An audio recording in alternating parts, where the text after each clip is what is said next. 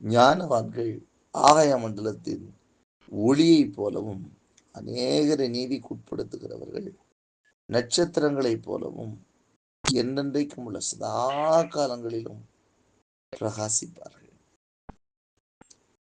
ஞானவான்கள் ஆகாய மண்டலத்தின் ஒளியைப் போலவும் அநேகரை நீதிக்குட்படுத்துகிறவர்கள் நட்சத்திரங்களைப் போலவும் என்றென்றைக்கும் உள்ள சதா காலங்களிலும் பிரகாசிப்பார்கள்.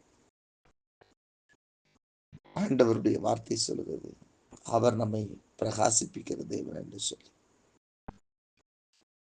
எழும்பி பிரகாசி, ஒளி வந்தது என்று ஆண்டுடைய வார்த்தை சொல்லுகிறது. நாம் பிரகாசிக்கும்படியாக தெரிந்து கொள்ளப்பட்டவர்கள். ஆண்டுடைய வசனம் சொல்லுகிறது, நீங்கள் உலகத்திற்கு வெளிச்சமாய் இருக்கிறீர்கள் என்று சொல்லி. நாம் இந்த உலகத்திலே பிரகாசிக்கிறவர்களாக இருக்க வேண்டுமே என்று ஆண்டவர் விரும்புகிறார். ஆகவே தான் ஆண்டவர் சொல்லுகிறார், நீங்கள் உலகத்திற்கு வெளிச்சமாய் இருக்கிறீர்கள். நீங்கள் வெளிச்சத்தின் பிள்ளைகளும் பகலின் பிள்ளைகளுமாய் இருக்கிறீர்கள் என்றும் ஆண்டவருடைய வசனம் சொல்கிறது. இந்த நாளிலும் கூட இங்கே தானியேல் புஸ்தகத்தில் ஆண்டவருடைய வார்த்தை நம்மை வெளிப்படுகிறது. ஞானவான்கள் ஆகாய மண்டலத்தின் ஒளியை போல. ஆகாய மண்டலத்தின் ஒளி அது எப்படிப்பட்டது? ஆகாய மண்டலத்துல இருக்கிற ஒளி அது இருளிலே பிரகாசிக்கிறது, அது எங்கும் பரவுகிறது. ஆகாய மண்டலத்தின் ஒளி பார்க்கிறோம் நாம் அப்படின்னா வானத்துல இருக்கிற ஒளி. அதுக்கு அடுத்து அப்படியே சொல்றாரு, அநேக நீதிக்குட்படுத்துவர்கள் நட்சத்திரங்களைப் போலவும் என்று சொல்லப்பட்டிருக்கிறது. ஒரு நட்சத்திரம் என்று சொல்லுகிறது, அந்த நட்சத்திரம் தன்னிலே வெளிச்சம் உடையதாக இருக்கும். அது இரவு நேரங்களிலே நம்முடைய கண்களினால் காண்கிறோம். சூரியனும் கூட ஒரு நட்சத்திர குடும்பத்தை சேர்ந்ததுதான். சூரியனை விட பல மடங்கு மிகப்பெரிய நட்சத்திரங்களும் உண்டு. ஆனால் இந்த பால்வெளி கோலத்திலே மையமாக நமது சூரியனை நாம் பார்க்கிறோம். கர்த்தருக்கு மகிமையுண்டா, அதனுடைய வெளிச்சம் பூமி எங்கும் பரவுகிறதை பார்க்கிறோம். ஆகவேதான் நீங்க ஆண்டுடைய வார்த்தை சொல்லுகிறது ஞானவான்கள் என்று சொல்லி சொல்லுகிறது. இந்த ஞானவான்கள் யார் என்றால் வேதம் சொல்லுகிறது, கர்த்தருக்கு பயப்படுதலே ஞானத்தின் ஆரம்பம் என்று சொல்லி. ஆண்டவருக்கு பயப்படுகிற, பயத்தோடு இருக்கக்கூடிய, ஆண்டவருக்கு கீழ்ப்படிந்து நடக்கிற ஒரு சந்ததி தான் ஞானமுள்ள சந்ததி. கர்த்தரை அறிவதே ஞானம் என்று சொல்லி வேதம் சொல்லுகிறது. இதனாலும் அந்த ஞானவான்கள் தான் ஆகாய மண்டலத்தின் ஒளியை போல இருப்பார்கள் என்று சொல்லி வேதம் சொல்லுகிறது. தேவனை அறிந்தவர்கள். மேலும் ஆண்டுடைய வசனம் இவனுமாய் சொல்லுகிறது, ஆண்டவர் ஆபிரகாமை அழைத்து சொல்லும் பொழுதுதான் சொல்லுகிறார், உன் சந்ததி வானத்து நட்சத்திரங்களைப் போல இருக்கும் என்று சொல்லி. ஆவிக்குரிய உன்னத சந்ததி, அது நட்சத்திரங்களைப் போல பிரகாசிக்கிற சந்ததி. ஆகவேதான் வேதம் சொல்லுகிறது, வானத்திலே பிரகாசிக்கிற நட்சத்திரங்களை போல இருக்கிறவர்களையும் கடைசி நாட்களிலே பிசாசானவன் தன்னுடைய வாளினாலே இழுத்து போடுவார் என்று சொல்லி. அப்படியானால் ஆண்டவருக்கு என்று ஜொலிக்கிறவர்கள், ஆண்டவருக்காக பயன்படுத்தப்படுகிறவர்கள், அநேகரை நீதிமான்களாக்குகிறவர்கள், அதைத்தனக்கு சொல்லுகிறார், அநேகரை நீதிக்குட்படுத்துகிறவர்கள் நட்சத்திரங்களைப் போலவும் என்று சொல்லி. நீதிக்குட்படுத்துகிறவர்கள் அப்படின்னா நிறைய பேரை தேவ நீதிக்கு நேராக வழி நடத்துறவங்க. ஆண்டவராக இயேசு கிறிஸ்துவின் மூலமாக உண்டாயிருக்கிற நீதிக்கு உட்படுத்துகிறவர்கள், விசுவாசத்தினால் உண்டாகிற ரட்சிப்புக்கு நேராக நடத்துகிறவர்கள். அப்படின்னா மற்றவங்களுக்கு ஆண்டவரை பத்தி சொல்றவங்க, ஆண்டவரை சொல்லி வழி நடத்துறவங்க, ஆத்துமாக்கள் அழிந்து போகிற ஆத்துமாக்களை ஆதாயப்படுத்துறவங்க. நீதிமொழிகள் 11:30 சொல்லப்பட்டிருக்கிறது, ஆத்துமாக்களை ஆதாயம் பண்ணுகிறவன் ஞானவான் என்று சொல்லி. அப்ப இவங்க யாருன்னா ஆத்துமாக்களை ஆதாயம் பண்ணக்கூடியவர்கள். அவங்களுக்கு எவ்வளவு பாடுகள் வந்தாலும், உபத்திரவங்கள் வந்தாலும், நெருக்கங்கள் வந்தாலும், தங்களால் இயன்ற அளவு எவ்வளவு முடியுமோ அவ்வளவு காரியங்களை ஆத்தும ஆதாயத்திற்காக செய்யக்கூடியவர்கள். இன்றைக்கு பொதுவாக அன்றைக்கு அப்போஸ்தலர் நாட்கள்ல சத்தியத்தை கேட்டதுக்கு அப்புறம் பாடுக்கு மத்தியில, நெருக்கத்துக்கு மத்தியில அநேக இரத்த சாட்சியா கூட மறிச்சு ஆத்தும ஆதாயத்துக்கு முன்னிறுத்தினார்கள்.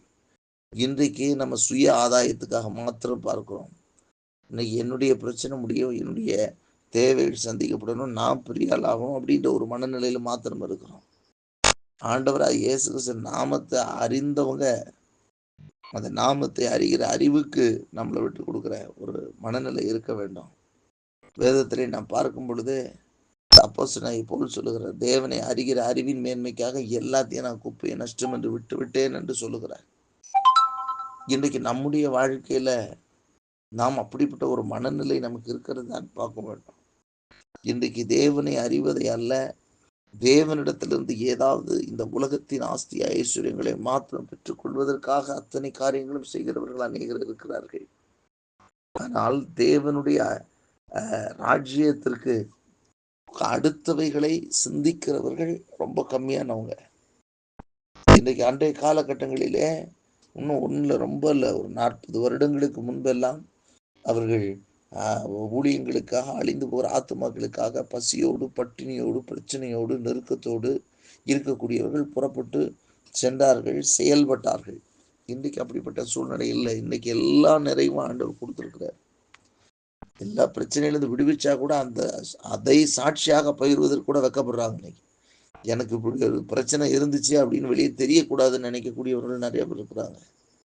ஆண்டவராகிய இயேசு கிறிஸ்து நாமத்தை மற்றவர்கள் அறிவதற்கு நம்மால் என்னெல்லாம் செய்ய முடியுமோ நம்மால் இயன்றதை நாம் செய்கிறவர்களாக காணப்படணும். அழிந்து போகிற ஆத்துமாக்கள் ஆதாயம் பண்ணுவதாக காணப்பட வேண்டும். எல்லாருக்குள்ளும் வசனம் சொல்லுகிறது, அநியாயத்தினால சத்தியத்தை அடக்கி வைக்கக்கூடிய எல்லா விதமான அவபக்திக்கும் தேவ கோபம் வானத்திலிருந்து வைக்கப்பட்டிருக்கு, அநியாயத்துக்கும் தேவ கோபம் வானத்திலிருந்து வைக்கப்பட்டிருக்கிறது என்று சொல்லி ஆண்டுடைய வசனம் ரோமர் 1:18 சொல்லப்பட்டிருக்கிறது. ஆகவே யார் ஞானவான்களா இருக்க முடியும்னா, இந்த உலகத்துல உங்களை ஆண்டவர் ஆசீர்வதிக்கிறாரு, ஆசீர்வதிக்கல, நீங்க எதிர்பார்த்தது நடக்கல, ஆனா சத்தியத்தை பாவ மன்னிப்பு நிச்சயம் இயேசுவின் ரத்தத்தினால எனக்கு உண்டாயிருக்கிறது, அதை நான் பெற்றிருக்கேன், உலகத்துக்கு பாவத்தை சுமத்திக்க தான் இயேசு வந்தார் என்பதை அறிந்தவர்கள் நீங்கள் அதை மற்றவர்களுக்கு அறிவிக்கலாக இருக்க வேண்டும். இல்லை, எனக்கு ஆண்டவர் உண்மை செய்யல, நான் எப்படி போய் என்னத்தை சொல்வேன்? உங்களுக்காக எனக்காக அவர் 2000 ஆண்டுகளுக்கு முன்பாகவே தன் ஜீவனையை கொடுத்திருக்கிறார். விலையேற பெற்ற ரத்தத்தை சிந்தி இருக்கிறார். நம்முடைய பாவங்களை போக்க முடியாது. அதை அறிந்திருக்கிறோம்னு சொன்னா இப்போ எனக்கு அற்புதம் செய்ததுனால இப்போ எனக்கு அப்படின்லாம் இல்லை. இன்றைக்கும் எத்தனையோ பேர் பலவீனங்களுக்கு மத்தியில, இயலாமைக்கு மத்தியில, சுகவீனத்தோடு கூட போய் ஆண்டுடைய ராஜ்யத்தின் பணியை நிறைவேற்றி கொண்டு தான் இருக்கிறார்கள். அப்படியானால் தேவ ராஜ்யம் என்பது ஏதோ ஆண்டு அது சாட்சி என்பது நான் எனக்கு அற்புதம் நடந்துருச்சு, எனக்கு சுகம் பெற்றுக்கொண்டேன், நான் ஆசீர்வதிக்கப்பட்டேன், எனக்கு பணம் கிடைச்சிருச்சு, எனக்கு கடன் அடைஞ்சிச்சு, அதோடு மட்டுமல்ல. இயேசுடைய நீங்க நல்ல சத்தியத்தில் இருக்கிறீங்கன்னு சொன்னா நீங்க பாவ மன்னிப்பு நிச்சயத்தை பெற்ற உடனே உங்களுக்கு வேற பிரச்சனைகள் தீர்ந்தது தீராதது 2வது பிரச்சனை. ஆனால் பாவ மன்னிப்பு நிச்சயத்தின் சத்தியத்தை தெளிவாக உணர்ந்த ஒரு ஞானம் உள்ளவர்களாக இருப்பீர்கள் என்று சொன்னால் நீங்கள் அடுத்து ஆத்துமாக்களை ஆதாயம் பண்ணவர்களாக இருப்பீர்கள். இன்றைக்கு அதுதான் ஆண்டவர் நம்மிடத்தில் எதிர்பார்க்கிறார். அதைத்தான் இங்கே சொல்றார், ஞானம் உள்ளவன் ஆகாய மண்டலத்தின் ஒளியை அநேகரை நீதிக்குட்படுத்துகிறவர்கள் நட்சத்திரங்களை போனோம் என்னென்றைக்கும் உள்ள சதா காலங்களிலும் பிரகாசிப்பார்கள். சதா காலம்னாலே பூமி சதா காலம் இருக்க போறது கிடையாது. அப்ப நிலையானவர்கள், பிரகாசிக்கிறவர்கள், ஆகாய மண்டலத்தில் நித்திய ஜீவனுக்குரியவர்கள் என்று அர்த்தமாகிறது. சதா காலங்களில் அரசாளுவார்கள் என்று சொல்லி வெளிப்படுத்தல் 22ஆம் அதிகாரத்தில் வாசிக்கும் பொழுது பரிசுத்தவான்கள் ஊழியக்காரர்கள் கொடுத்து சொல்லப்படுகிறது. ஆகவே நமக்கு ஆண்டவர் கொடுத்திருக்கிற இந்த வாழ்க்கையில நமக்கு தன்னை வெளிப்படுத்தி அந்த ரட்சிப்பை நமக்கு கொடுத்திருக்கிறாரு. அவரை பத்தி நமக்கு வெளிப்படுத்தி காமிச்சிருக்கிறாரு. நம்ம ரட்சிக்கப்பட்டிருக்கிறோம். அழிந்து போகிற இந்த அநித்தியமான இந்த உலகத்திற்காக மட்டும் ஆண்டவரை சார்ந்திருக்கலாம் இராமல் அழியாத ஆத்தும அறுவடைகளையும் அழியாத நித்திய ஜீவனையும் பெற்றுக்கொள்வர்களாக சதா காலங்களிலும் வானமண்டலங்களிலும் பிரகாசிக்கிற நட்சத்திரங்களாக இருக்கும்படி நம்மை நாம் ஒப்பு கொடுப்போம். ஆண்டுடைய வசனத்தைப்படி ஞானவான்களாக இருப்போம். அநேகரை நீதிக்குட்படுத்துவர்களாக இருப்போம். கர்த்தர் நம்மை ஆஸ்வதிப்பார். நீங்கள் கர்த்தருடைய ராஜ்யத்திற்காக நிற்கும் பொழுது கர்த்தர் உங்கள் பட்சத்திலே இருப்பார்.